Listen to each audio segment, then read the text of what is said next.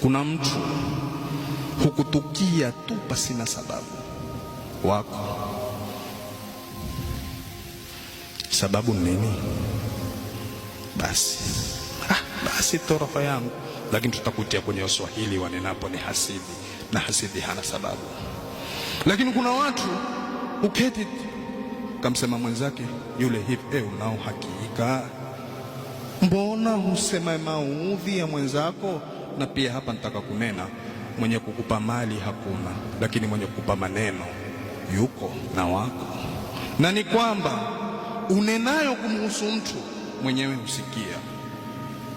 Leo tusifikiri ya kwamba tukiketi tukimtaja mtu na tukiketi tukimpangia maudhi na maovu mtu kwamba mwenyewe hasikii. Husikia, hupishana na mtu wewe akakupa salamu vile vile, lakini habari zako zote anazo kwenye kifua chake, lakini amekusamehe ili apate msamaha wa Allah tabaraka wa taala. Lakini kuna waja waoneana tele, kila mmoja humwonea mwendani mwenzake, na akiangaliwa hana sababu, na akiwa na sababu si sababu yeye kumpangia mwenzake maudhi na kumuudhi.